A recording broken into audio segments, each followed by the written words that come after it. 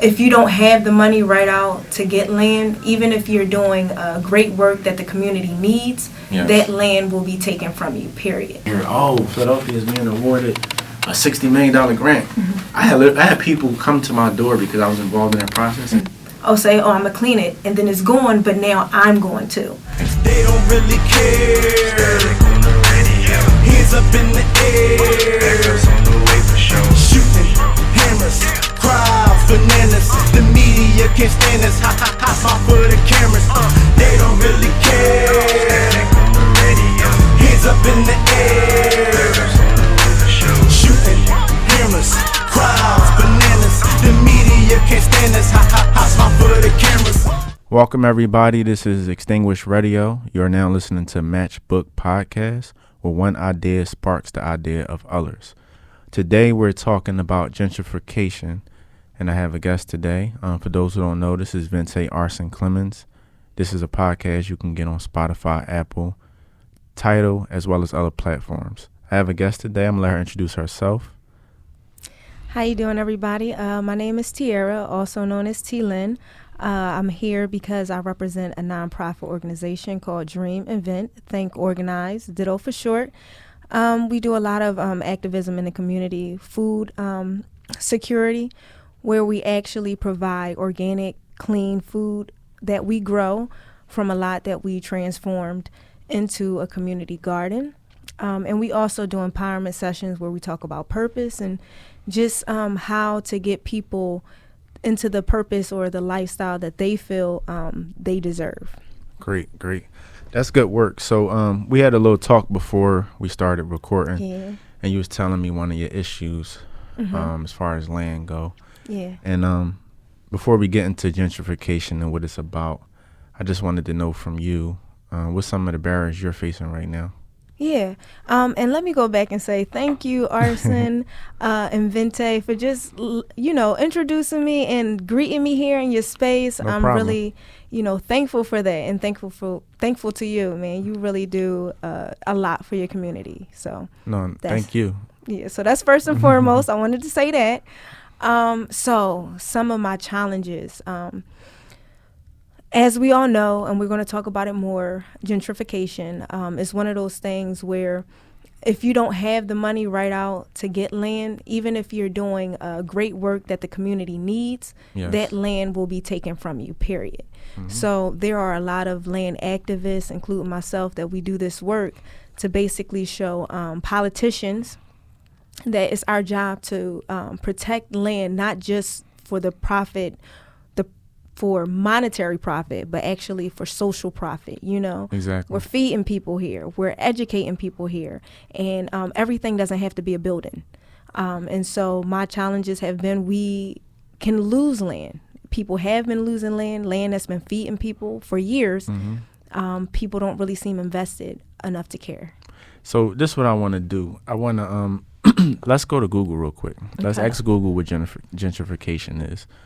A lot of people use the internet for stuff, so we're going to use that to get a basic idea of a standard definition of what it is. Okay, I got it. Let me know when you're ready. So what does it say on Google what gentrification is? It says the process of renovating and improving a house or district that it conforms to middle-class tastes. The second definition is the process of making a person or activity more refined or polite. Okay.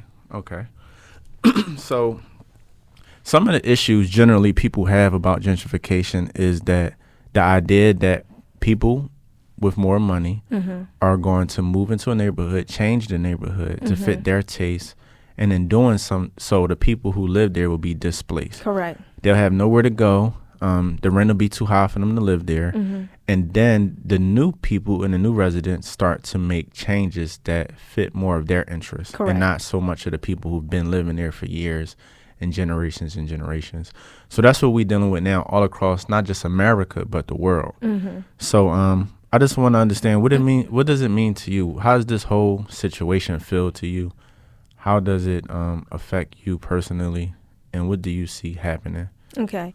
So honestly, you really hit the nail on the head in the sense that Personally, I feel like gentrification is just displacement, and it's just capitalism at best. You know, at first I was looking at this like this is a black and white issue, but if you look around, especially in Philly specifically, you'll start seeing North Philly is not North Philly anymore. It's been rebranded to Brewery Town or to what else do they want to call? We got some other areas, Temple, University City, right. Union Hill. Where are these places? Exactly. I've been a Philadelphia native all my life, and these places are so new to me. And when I ride in West Philadelphia, it's hard for me to even recognize where I'm going anymore because everything is new. And I'm talking to people who have owned their homes. And the thing is, when you bring in new real estate, it offsets the cost of the taxes within that community. So individuals who have possibly already owned their homes, they're having to figure out, and I'm on a fixed income, how can I, afford adjust to the these taxes? Changes. Also, I think that it really sends a sign to the natives who've been there before when their whole entire environment has changed. And I feel like these people have long since been saying, hey, let's clean up our streets. We have potholes. We have all of these vacant lots. Yeah. We don't like it, right? And we've been saying we had issues with these things, but nobody has cared enough politically or whatever, the powers that be have not cared enough to say, how can we fix this issue? But next thing you know, next week, next month, someone with money can come in, say, I'm going to clean it, and then it's gone, but now I'm going to. Exactly. So personally, gentrification to me is just a sign that capitalism is more important than social capital. Yes. So tell me where you from as far as Philadelphia, and tell me what it was like in your neighborhood growing up and why that's nostalgic for you. Right. Paint a picture for listeners that's not where you from so they can know what it was like. Definitely. And that's actually why I started Ditto, honestly, so I can actually tell you a little bit about that story.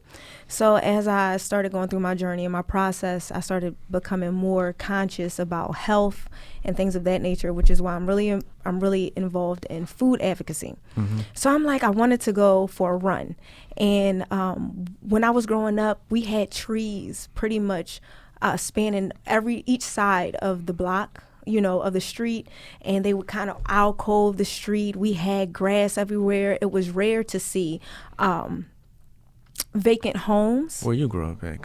West Oak Lane. So I was in West Oak Lane. So I was uptown. in a different part. Exactly. West Oak Lane is where I'm from. And West Oak Lane historically was known for being predominantly a white neighborhood.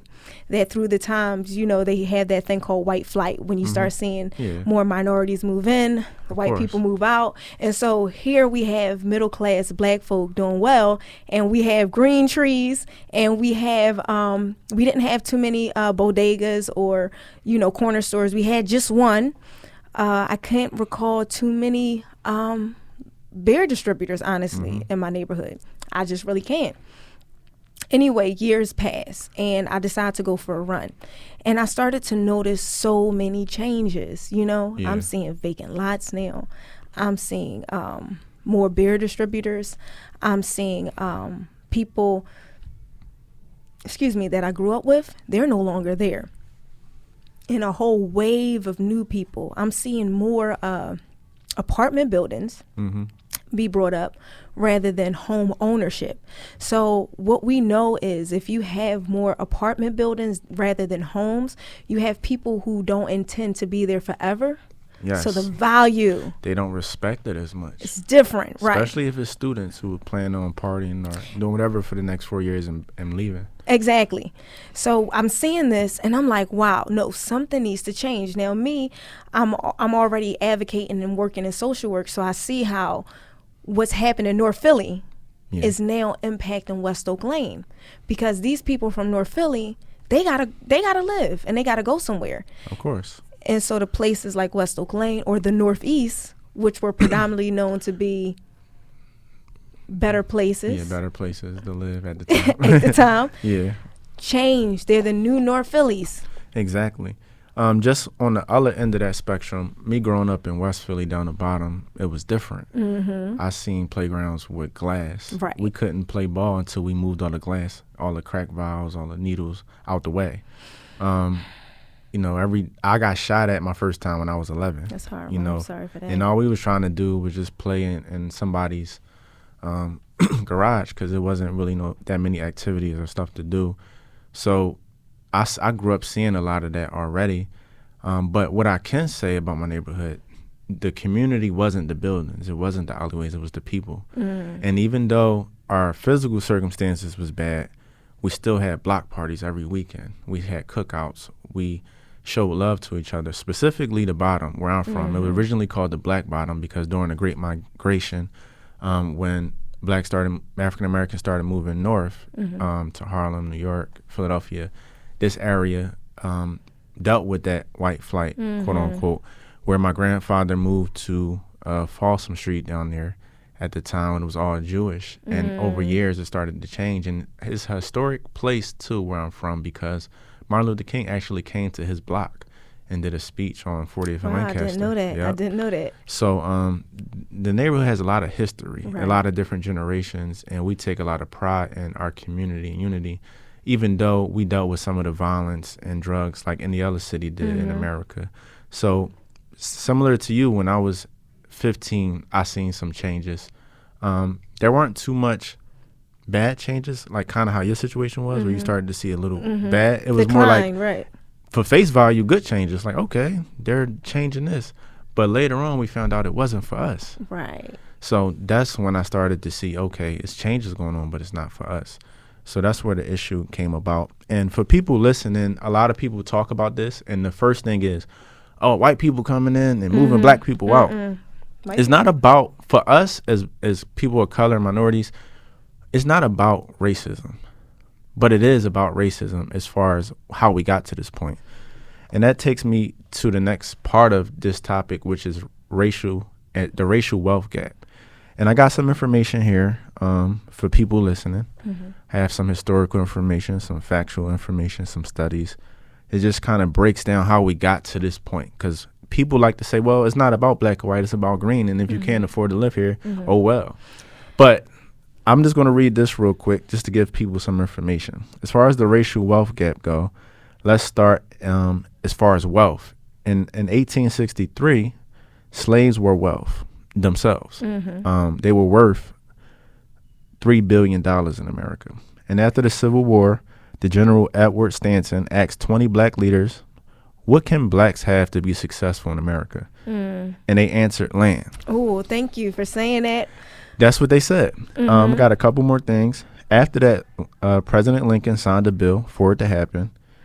It was in motion, and a week later, he was killed. His successor, Andrew Jackson, reversed it. He basically said, hey, this isn't fair for white people, and within 1 year, the black people who had land was evicted. So that started the gap right there, because the white people was able to keep their land while blacks had to deal with years and years and years of barriers to even try to get to the point to the day where they could have land. So that's some information about that. And let's forward to the 70s so people can understand. The American dream started around that era, in the Great Depression, when everybody who owned homes wasn't able to afford their mortgages. So the FHA provided a mortgage credit, but it was mainly for whites, because they didn't give the mortgage credit for blacks because the black and minority areas were, quote, high risk. So the better neighborhoods, which mostly were white because they was able to keep their wealth since then, the 1800s, benefited from this mortgage credit and was able to keep their homes, hence the word redlining. They actually took a map and draw the line. I'm so glad you said that, because I was going to bring that up. Go ahead. To where, we cannot provide mortgages to people who live in these areas, which mostly are black areas. So blacks couldn't get homes. And let's take it up to the 90s, where black ownership started to increase, because this was becoming a big issue. But, there's always a but. Black people had to have what they called at the time subprime mortgages, which meant that you can get a mortgage, but your interest rate is going to increase something crazy over the years. And Wells Fargo led the mission on targeting black communities, specifically by going to black churches, holding seminars saying, hey, y'all want loans? Even if you have an 800, you still going to get this subprime loan, which was only for low credit scores. And it targeted the black community with these loans. And eventually Wells Fargo settled a lawsuit for $175 million when it came to the surface. So that's a little history on why people of color, minorities, specifically black people, have no real resources and wasn't able to sustain the wealth. And in the situation we're in now with gentrification, we can't afford to own a home. We can't afford to keep a home. And we got other barriers, just briefly: drugs, mental health, jobs, resources. In the 70s, a lot of our fathers and grandfathers going to the Vietnam War, coming home addicted. We got the crack epidemic in the 80s, which a Harvard University study, Paul S. Heaton said, quote, crack played a role in the double of black homicides from 1990 to the early 2000s, as well as other crimes and imprisonment. The drug was labeled a community vice, and the people who suffered from this addiction was called crackheads. Straight up. Now, that was us when we was dealing with drugs. Now, in the 2000s, 2020, we have an opiate epidemic. Right. It's called a disease. Right. The insurance covers treatment for it. But you know why? Because based on PBS, 80% of the people who overdose from it are white Americans. That's right. So it's just basically telling us that when we were addicted, it was get over it, get some help. Right. But now that white people are being affected by it, it's an epidemic and a disease. So we didn't make this up. We're not racist. We're not saying, oh, it's white, black. This is the story that's being told to us and thrown in our face. And it's systematic. And I'm giving y'all a little information and facts on how we got to this topic of gentrification. So how do you feel about everything I just said? All right. So honestly, it was very difficult just remaining quiet while you're saying all of these things, because a lot of them, just every topic that you spoke of could be a segment, a whole show within itself. Exactly. So I'm going to just say that I myself will say that this is just another tactic of racism. And I was going to discuss, redlining. I was waiting for one of those other questions to come up. And it is very much intentional and very much meant to displace. And I'm going to say that for several reasons. The first reason, disenfranchisement. So I don't have to go downtown to actually know whether or not this neighborhood within itself is low income. And I'm not even just talking about because I'm seeing, drugs or whatever, or poverty within itself. Systematically, you cannot have any type of business in a certain location without it being allowed to by zoning. So whenever a business person has a business idea that they desire to have in a certain community, they have to go through the process and they have to get permissions or permits to start up businesses. This is why when you go into higher income communities, you do not see so many beer distributors. You don't see so many negative. Because they don't want it. Exactly. And they don't allow it. But why do they allow it here versus in other places? So yes, it is redlining. It is racial and with intent. But here's the thing. Well, how did it become capitalistic? In a sense that, when a developer wants to come in, now everything changes, things get better so quickly. And then we just say it's just about the dollar. Because systematically, they don't need to tell you, well, we don't want you here anymore. All they have to do is create a thing called a law. Or the circumstances to get you out. Exactly. And so it's very, I moved from Philly for almost a year or two to State College, right? And I don't know if you're familiar with State College, but it's around Penn State. Yeah, and it's like, it has all the makings of a city, but it never reaches the population of the city. And I said, well, how is that? Very, very strategic. I'm going to tell you why. They have ordinances as to how high a building can be created, which then indirectly controls what? Population. Because if people don't have a place to move in, they just can't move in, period. Towers, condos, projects, exactly. whatever you want to call it. So So what I'm saying to you now the game is as a people, because land equals life. Land is not like an ownership. land equals life equals money. And if we can determine or we can control who has these opportunities, we will always control you. Yeah, exactly. And one thing that Native Americans really took pride in is land. The nature, and you know this as far as growing food. Right. Food is what nurtures our body, and it came from the land. So we take a lot of pride in our land. And a lot of people on a street level, they don't understand that these concepts of, oh, I'm from this block, oh, I'll kill you over this block, or I'm from this gang, or I'm from this set or turf. Where does that come from? It comes from America. America gangbang on the highest level. Right. You can't have this. Why do you have this? Right. We gonna let you know what time it is. We putting our flag Right. on the moon. We doing this, and that's what they are teaching on a macro level. Is what's happening on a micro level in these streets. But the Right. difference is you don't own that block. Yeah, I'm from West Philly, the bottom, but I don't own it. You know, I didn't name it. It's not named after me. It's named after Penn, William Penn. You know, Pennsylvania. So it just makes a lot of sense to why these things happen and where we get it from, our own nation. I just think our people perish not just from a lack of knowledge, but a lack of understanding. Yeah. You know, it's crazy to me that people know, hey, humans need food to survive, right? That's basic. It's something that's so clear, right? Where does food come from? We're so disconnected from reality In nature, period. in nature that we think, hey, it doesn't matter if they actually own this land. Well, guess what? It matters to your very survival. Because if they take or they create all the land, now they have control over your food resource. Now they have control over your life. Yeah. And it's Period. made in the lab. And you know what I mean? Yeah. So it really goes back to when I'm out here and I'm advocating, gentrification means so much more than just displacement of a house.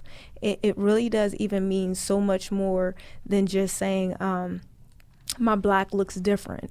It's basically their way of controlling people and the resources. Exactly. And moving them outward. Because we see, like in Philly, they're pushing everybody to the Northeast primarily. And that's turned into an opioid epidemic that you talked about before. Yeah. And Kensington probably known worldwide. You know, it's crazy. It's so I just want to say it goes back to people, I think, being hopeless at this point, you know? They don't know where they're from, and they also don't know where they're going. Right. And that's a bad thing. I mean, you got these people that's killing each other. A black child is 10 times more likely to get killed from gun violence than a white child. And I did an interview on Philadelphia Magazine about, at the time, having 47 friends get killed and being shot myself, or grazed, and just seeing all the stuff I seen in the trauma. They're not addressing mental health. They're not addressing the fact that there's no families no more. Crack affected families. A lot of the men are in prison. A lot of the boys don't have two-parent households. And studies showed that having a two-parent household increases not only the survival, but the success of a child. So it's a lot of stuff going on that leads to what we're talking about. So when people ignorantly say, oh, well, it's not that deep because you can't afford it. That's what I hate that. That's the biggest lie ever. It's all very deep. Before I was born, before you were born, it was already, things against you. Right. So I hate this idea that American capitalists have that, oh, well, just get over it. No, it's not that simple. I think it's also an idea that you can pick yourself up by your bootstraps. And like you were talking about before, it was this little meme that I saw where they had, people of different races on a racetrack, right? And then they had the white guy who had a clear path to the race. Whereas the black person had all of these different obstacles 10 times behind the white person, still running the same race, but with different things to overcome. And so it is that deep when you talk to somebody and they're like, well, it's that very deep for your very survival. And the more you think that this is not intentionally done, the more they will take until you have nothing left. And that's why we're here now. I feel like our ancestors, and this is Black History Month, so this is very important. Before we had our own communities, and when we had our own communities, we were very, very prideful and very protective of having our own schools, having our own doctors, because we understood what danger we were under. I think somehow we have forgotten because we think that we have certain liberties. But the only reason we've received these liberties now is because our ancestors realized that these dangers are still very much present. And the sacrifices they made. It hurts my heart, honestly. It really does hurt my heart to see us have so many opportunities that they didn't have. I'm not saying opportunities that, unlike, white counterparts, like I was sharing with my sister here earlier, that I tried to go in for a business loan from a bank. And when I tell you I was processing money through this bank, I was. And you would think, because I had such a long history with this bank, the business was so successful, it was a no-brainer. I was not walking out there with no line of credit. Walked out there, and there's no way for me to even go back to that bank and get that line of credit just by the restrictions that they had. And it's so crazy to me that when they even try to, you even try to open up a line of credit or businesses, the first thing that they ask you for is your driver's license, a copy of your ID. Because what they're really trying to do is see who it is. And where you from? Right. Exactly. They want to know how much can we give this Black girl. That goes for insurance. It's all about risk management. And they all look at it like it's nothing personal. Me personally, when I got my first house, I went through Wells Fargo initially. And it took 11 months. I was on the phone. They was asking to see every line of my bank statement. Right. They wanted me to write letters. I'm like, and then it got to a point where it was like, I just straight up told them, I said, what's going on? Do I got to call a lawyer? Right. And then less than a week, I was able to close on my house. And then I took my loan and transferred it to a nonprofit, PHFA, because I didn't want to deal with them. So I just want people to know, one of the things that I wanted to talk about was solutions. Right. Like, what's some solutions? Individually, some of the things you can do is get your record expunged if you have a record. I'm going to post a flyer on the end of this video so you can check it out. You can also see the information on DB4 Community on Instagram. The flyers for February 15th. It's a program and it's a day where they're going to be expunging records. So don't let your record or your past get in your way. Employment on that same site, DB4 Community, you can go in there and find out about different employment options. Education, get your GED, get whatever you need to get, because these are things that you're going to need in your toolkit to be successful in America. Another thing is politics. Make sure you vote. Make sure you study who you're voting for. Go to these town hall meetings, because one of the things that was mentioned here today was talking about allowing things to happen. And I know from experience, I've seen my councilmen and women sell properties, schools, to institutions. I've seen them allow developers to come in because these developers fund their campaigns. And these people are doing this behind your back, but you're so concerned about other things that don't matter that you don't see it. Some of the tools we have in our culture is just our strength, our history, our music, our food. Hip hop is a very influential culture, and we need to use it. Me being an artist, and I know you still, you're an artist as well. We use our voice, we use our platforms to let people who listen to us see what's really going on. And that's why I'm grateful to have you here today. So addressing these needs and finding out what resources in your community is what you're going to need to combat this, and ownership. So if you can address these things, you can afford to pay for a mortgage. You can afford to buy land. And then at that point, you have some stake in the community and you can say what you want. You don't have to just go along with being displaced if that's the case. So I want to thank you for coming today. One of the things I want to do before we end this is I want you to give people any contact information to your organization or you if they want to reach you. And then I'm going to just read a quote from Dr. Martin Luther King to end it off. So anything you want to say, you can let people know. Okay. Definitely really blessed to have been here. Again, my nonprofit organization is Dream, Invent, Think, Organize, Inc. Ditto Inc. for short. You can reach us at dittoinc.org. You can see us on Instagram or Facebook, still Ditto Inc. I also want to throw out there, as ARSIN was saying earlier, something else you can do is learn who your politician is, your local politics, and you can do that simply by going to 70.org, and they're a resource that will tell you, if you just type in your address, the list of all your political figures who you would need to talk to. You also need to really be aware of your registered community organization, which you will also see in that list, because they are going to be the people who will let you know when their meetings are being held. And that's how you can make your voice be heard about who's coming in, what businesses are coming into your community.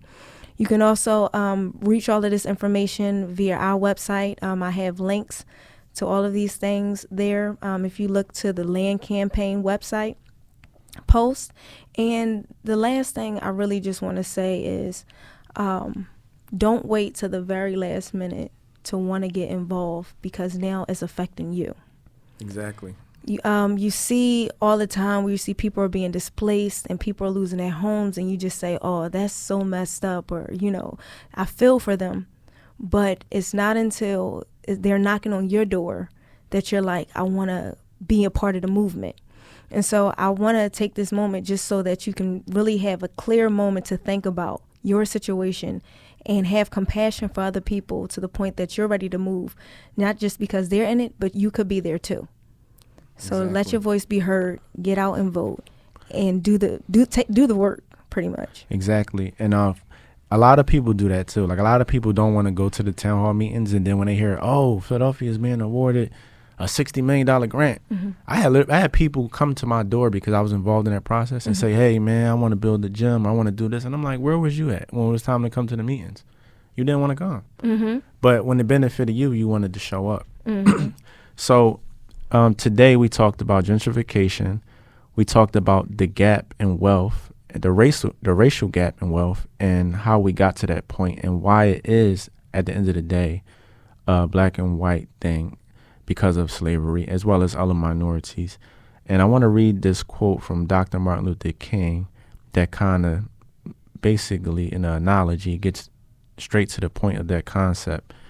His 1963 book, Why We Can't Wait, he stated, quote, "It is obvious if a man enters a race at the starting line 300 years after another man, the first man will have to perform some impossible feat to catch up with his fellow runner," unquote.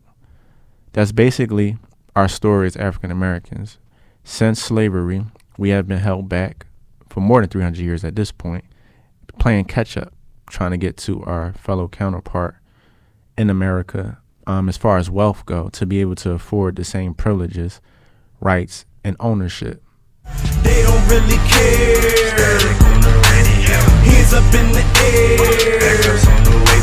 Shooting hammers, crowds, bananas. The media can't stand us. Ha ha ha ha for the cameras. They don't really care. Hands up in the air.